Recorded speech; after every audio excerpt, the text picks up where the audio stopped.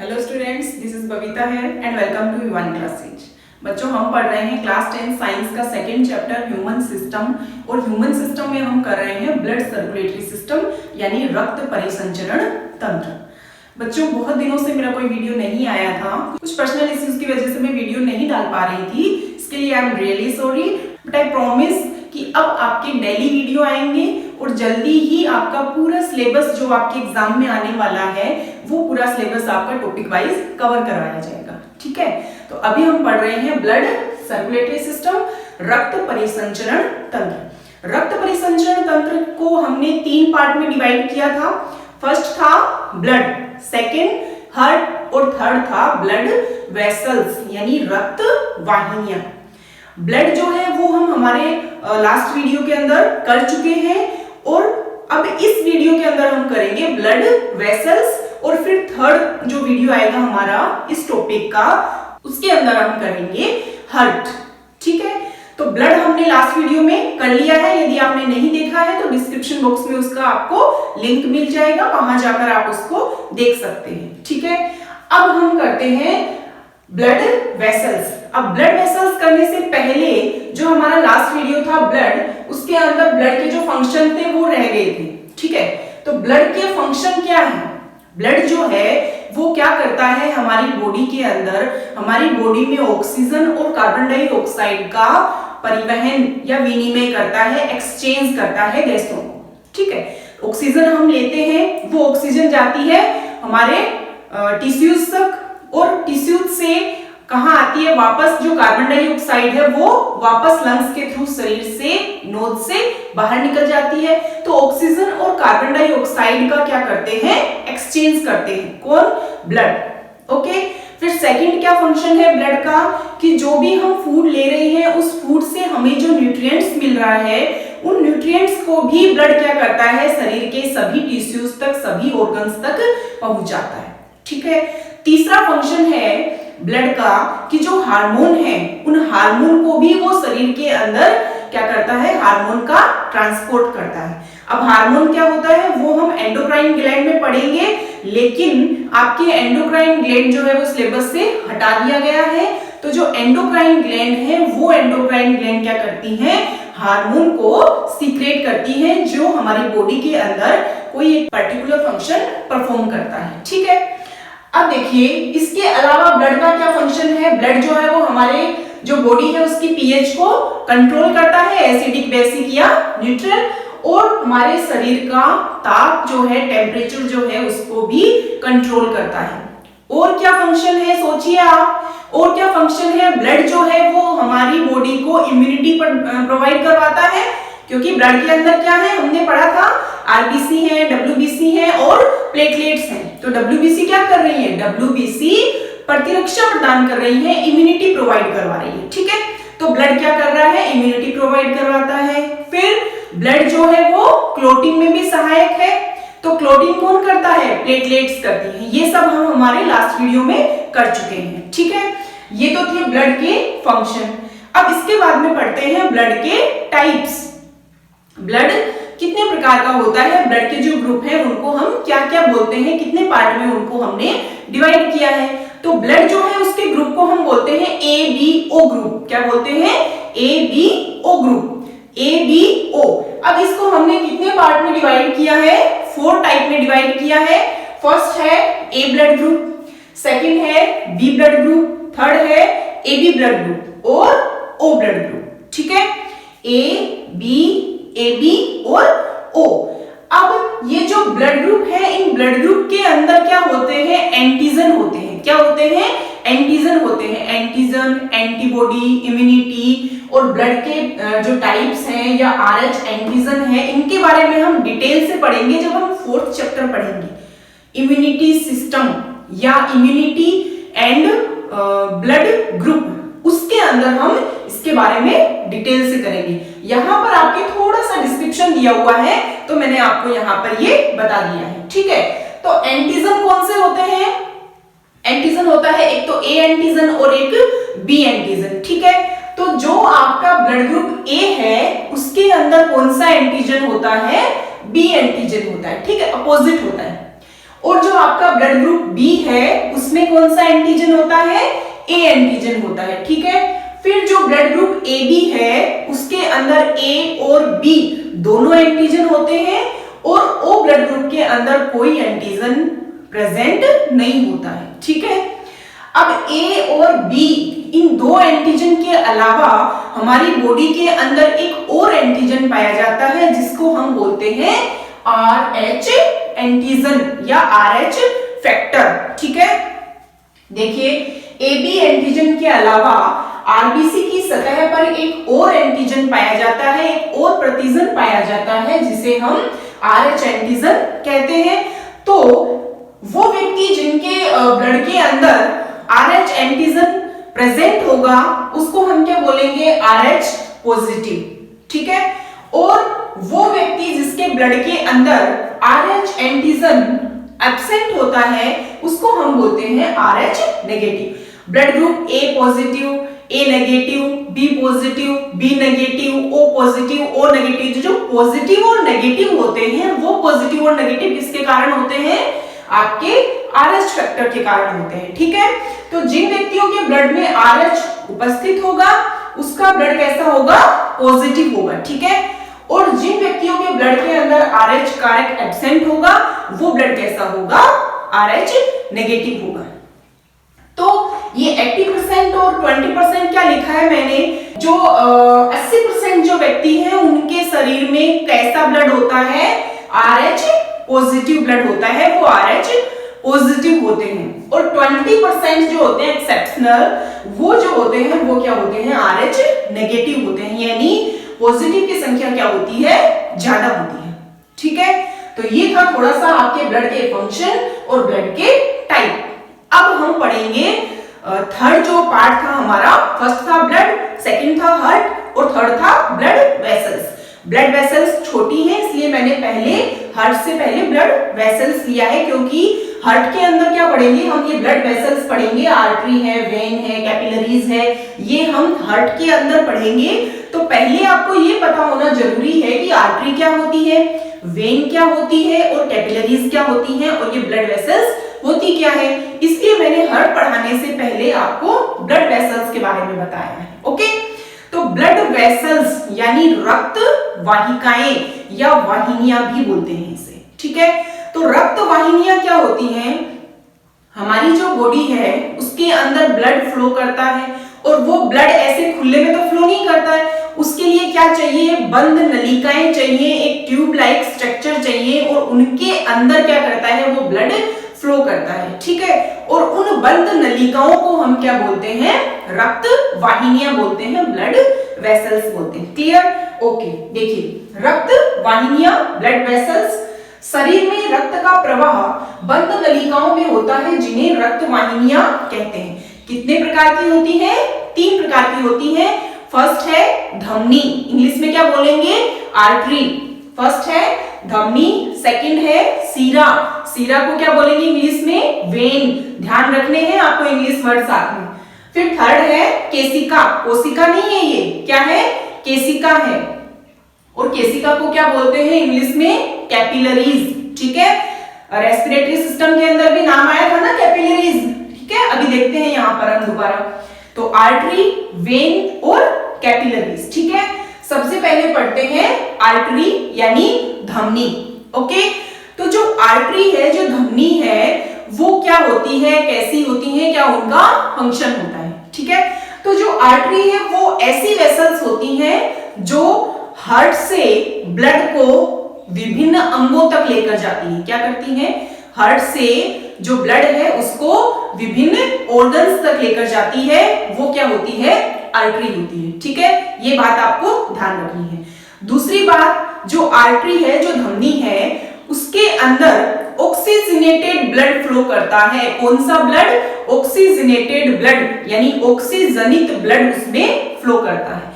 ऑक्सीजनित blood को हम और क्या बोल सकते हैं, यानी ऐसा ब्लड जिसके अंदर क्या हो, ऑक्सीजन की मात्रा भुली हुई हो, वो क्या होगा, ऑक्सीजनित ब्लड होगा। उसको हम प्योर ब्लड भी बोल सकते हैं, ठीक है, उसको हम शुद्ध रक्त भी बोल सकते हैं। तो आप ऐसे भी बोल सकते हो कि जो धमनी है उनके अंदर शुद्ध रक्त बहता है, या उनके अंदर ऑक्सीजनित रक्त बहता है। लेकिन एक एक्सेप्शन है। एक्सेप्शन क्या है? पल्मोनरी धमनी, पल्मोनरी आर्टरी, या इसको हिंदी में बोलते हैं फुफ्फुसीय धमनी। ठीक है, तो जो फुफ्फुसीय धमनी होती है वो धमनी है, उसके अंदर शुद्ध रक्त फ्लो नहीं करता है। उसमें कैसा रक्त फ्लो करता है? उसके अंदर डीऑक्सीजनेटेड ब्लड फ्लो करता है, यानी अशुद्ध रक्त उसमें फ्लो करता है। यानी उस ब्लड के अंदर क्या है? ऑक्सीजन नहीं है, उसमें क्या है? कार्बन डाइऑक्साइड होती है। ठीक है, तो जो पल्मोनरी आर्टरी है, जो फुफ्फुसीय धमनी है, वो क्या करती है? वो डीऑक्सीजनेटेड ब्लड फ्लो करती है। ये क्या है?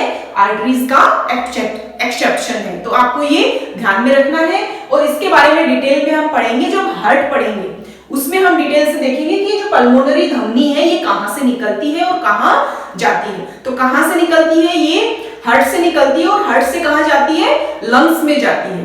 हार्ट से जो डीऑक्सीजनेटेड ब्लड है उसको लेकर जाती है लंग्स में, और लंग्स के अंदर उसके अंदर ऑक्सीजन डिसॉल्व करी जाती है, और फिर वो ब्लड क्या हो जाता है? प्योर हो जाता है। ठीक है, तो जो पल्मोनरी धमनी है वो हार्ट से निकल रही है और जा कहां रही है? लंग्स तक जा रही है। तो यानी हार्ट से लंग्स तक जा रही है, विभिन्न अंग तक जा रही है। तो ये क्या है? आर्टरी है, और ये क्या करती है? डीऑक्सीजनेटेड ब्लड को लेकर जाती है। ठीक है, फिर देखिए जो आपकी आर्टरी है, जो आपकी धमनी है, उनकी जो दीवार होती है वो कैसी होती है? मोटी होती है, थिक होती है। ठीक है, आर्टरी की जो दीवार होती है वो मोटी होती है। मोटी क्यों होती है? इसका भी रीजन क्यों होती है? क्योंकि आर्टरी के अंदर जो ब्लड है वो तेज गति से फ्लो करता है। ब्लड जो है वो तेज गति से फ्लो करता है, और तेज गति से क्यों फ्लो करता है? क्योंकि आर्टरी हार्ट से निकल रही है, और हार्ट से जो ब्लड निकल रहा है वो आर्टरी के अंदर फ्लो कर रहा है। अब हार्ट क्या करता है? आपको पता है, ब्लड को क्या करता है? पंप करता है जोर से, है ना। हार्ट क्या करता है? ब्लड को जोर से पंप करता है, तो उसकी गति क्या होती है? तेज होती है। उसका प्रेशर जो होता है वो हाई होता है। ठीक है, और हाई प्रेशर के कारण जो धमनी है उसकी दीवार को थोड़ा मोटा बनाया जाता है, थोड़ा थिक बनाया जाता है। तो जो धमनी है उसकी दीवार थोड़ी मोटी होती है, क्योंकि उसके अंदर जो ब्लड होता है वो तेज गति से फ्लो करता है। उसमें ब्लड का जो प्रेशर होता है वो बहुत ही ज्यादा होता है। क्लियर है? नेक्स्ट देखिए, इसके अंदर कपाट अनुपस्थित होते हैं। कपाट मतलब वाल्व जो होते हैं, तो कपाट इसके अंदर एब्सेंट होते हैं। क्यों? क्योंकि ब्लड क्या हो रहा है? तेज गति से फ्लो कर रहा है, तो कपाट की इसमें जरूरत नहीं है, क्योंकि तेज गति से ब्लड फ्लो कर रहा है तो वो कहीं भी रुकता नहीं है, इसलिए कपाट की उसमें आवश्यकता नहीं है। तो जो धमनी है उनके अंदर कपाट क्या होते हैं? एब्सेंट होते हैं। फिर देखिए, ब्लड का जो फ्लो है वो हाई होता है। ये हम बात कर चुके हैं कि ब्लड का जो फ्लो होता है वो हाई होता है, क्योंकि हार्ट क्या करता है? ब्लड को पंप करता है धमनी के अंदर। फिर देखिए, रक्त तेज गति से प्रवाहित होता है। क्लियर है? फिर इसके बाद है एक्सेप्शन। अपवाद क्या है? पल्मोनरी धमनी, इसको हम हिंदी में क्या बोलते हैं? फुफ्फुसीय धमनी या पल्मोनरी आर्टरी। इसके अंदर कैसा ब्लड फ्लो करता है? इसके अंदर अशुद्ध रक्त प्रवाहित होता है। इसके अलावा क्या होता है? धमनी जो होती है वो हमारे शरीर के अंदर थोड़ी गहराई में स्थित होती है। कहाँ स्थित होती है? थोड़ी गहराई में स्थित होती है। और जो वेन होती है, जो सिराएं होती हैं, वो थोड़ा ऊपर की तरफ स्थित होती है। तो जो आपके ये ब्लू ब्लू कलर की जो दिखती है ना, वो क्या होती है? वेन होती है, वो आर्टरी नहीं होती है। आर्टरी जो है वो गहराई में स्थित होती है, जो आपको ऊपर की सतह पे नहीं दिखती है। ठीक है, अब इसके बाद हम बात करते हैं वेन की, यानी सीरा की। तो सीरा क्या होती है? आर्टरी से एकदम अपोजिट होती है। ठीक है, तो सीरा क्या होगी? धमनी क्या होती है? धमनी तो हार्ट से ब्लड को लेकर जाती है विभिन्न अंगों तक, और सीरा क्या करेगी? विभिन्न अंगों से ब्लड को लेकर आएगी। कहां? हार्ट तक। तो सीरा तो विभिन्न अंगों से ब्लड को लेकर आती है हार्ट तक, और धमनी हार्ट से ब्लड को लेकर जाती है विभिन्न अंगों तक। ठीक है, तो फर्स्ट पॉइंट क्या हो गया कि जो सीरा है वो विभिन्न अंगों से ब्लड को हार्ट के अंदर लेकर आती है। वो क्या होती है? सीरा होती है, वेन होती है। फिर दूसरा, धमनी के अंदर तो क्या है? ऑक्सीजनेटेड ब्लड फ्लो करता है, लेकिन जो आपकी वेन है उनके अंदर डीऑक्सीजनेटेड ब्लड फ्लो करता है, यानी अशुद्ध रक्त इसमें प्रवाहित होता है। ठीक है, यानी विभिन्न अंगों ने रक्त को काम में ले लिया और जो CO2 थी वो उसके अंदर ब्लड में डिसॉल्व हो गई और उसके बाद वो ब्लड आया वेन के थ्रू, किसमें, हार्ट में। ठीक है, फिर हार्ट ने उसको भेजा कहां पर, लंग्स में प्योर होने के लिए, फिर वो बाद में वापस क्या करती है, वेन के थ्रू दूसरे अंगों तक जाती है। ठीक है, तो इसमें कैसा ब्लड फ्लो करता है, डीऑक्सीजनेटेड या अशुद्ध रक्त प्रवाहित होता है। अब इसका भी एक एक्सेप्शन है। एक्सेप्शन क्या है, पल्मोनरी वेन यानी फुफ्फुसीय सिरा।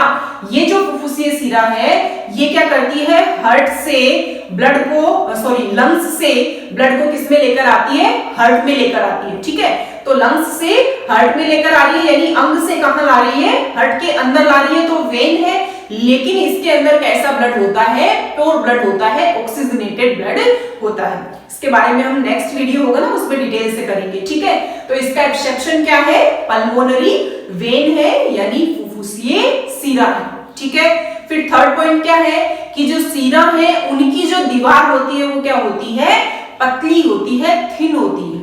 क्यों, क्योंकि इसके अंदर ब्लड का जो फ्लो होता है वो धीरे होता है, उतना तेज गति से नहीं होता जितना धमनी में होता है। ठीक है, देखो आप यूं समझिए कि आपके पास एक बॉल है और उस बॉल को आपने तेज गति से दीवार की तरफ फेंका, तो जिस गति से वो दीवार की तरफ हम फेंकते हैं क्या वो उसी गति से हमारे पास वापस आती है, नहीं। फेंकते हैं तो उसका प्रेशर क्या होता है, ज्यादा होता है, क्योंकि हमने हाथ से उसको पंप किया है, उसको प्रेशर दिया है, तो वो उसका जो प्रेशर है वो ज्यादा होता है, वो तेज गति से चलती है। और जब वो वापस आती है तो उसकी गति क्या हो जाती है, धीमी हो जाती है।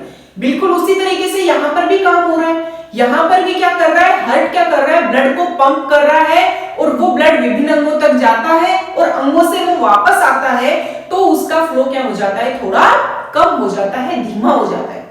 जिस वजह से जो वेन है उनकी जो दीवार होती है वो क्या होती है, थोड़ी पतली होती है, क्योंकि इनके अंदर ब्लड का फ्लो धीरे होता है, तो मोटी दीवार की जरूरत नहीं होती है। क्लियर है, ठीक है। फिर देखिए इसमें कपाट पाए जाते हैं। क्यों पाए जाते हैं, क्योंकि धमनी के अंदर तो तेज गति से ब्लड फ्लो हो रहा है तो उसमें कपाट की जरूरत नहीं है, लेकिन यहाँ पर जो ब्लड है वो धीमे फ्लो होता है। तो धीमे फ्लो होता है तो उससे क्या होता है, धीरे धीरे ब्लड जब ऊपर की तरफ फ्लो हो रहा है और वो वापस पीछे की तरफ ना चला जाए, इसके लिए क्या होते हैं, कपाट होते हैं। तो जैसे ही ब्लड ऊपर आता है तो कपाट खुला रहता है, ऊपर आने के बाद वो कपाट क्या हो जाता है, बंद हो जाता है, जिससे ब्लड जो है वो पीछे की तरफ वापस नहीं जाए। ठीक है, तो वेन के अंदर क्या होते हैं, कपाट होते हैं, वाल्व होते हैं। ठीक है, फिर देखिए वेन में रक्त का प्रवाह कम होता है, जो ब्लड का फ्लो होता है वो कम होता है, रक्त धीमी गति से प्रवाहित होता है। ओके,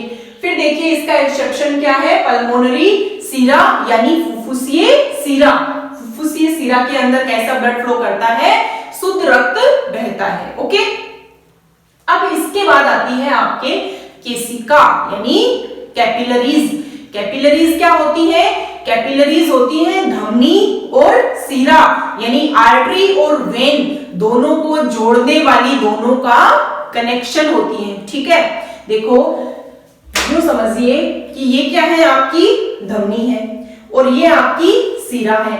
तो इधर से धमनी है और इधर से सिरा है, दोनों का कनेक्शन, ये दोनों का कनेक्शन ये क्या है, आपके कैपिलरीज हैं। ओके, तो कैपिलरीज होती है वो धमनी और सिरा दोनों का क्या होती है, कनेक्शन होती है, एक नेटवर्क होती है जो बहुत ही पतली पतली शाखाएं होती हैं और वो विभिन्न अंगों तक, विभिन्न अंगों के जो टिश्यूज हैं उन तक ब्लड को पहुंचाती हैं, जो भी न्यूट्रिएंट्स हैं उनको पहुंचाती हैं, ऑक्सीजन को पहुंचाती है।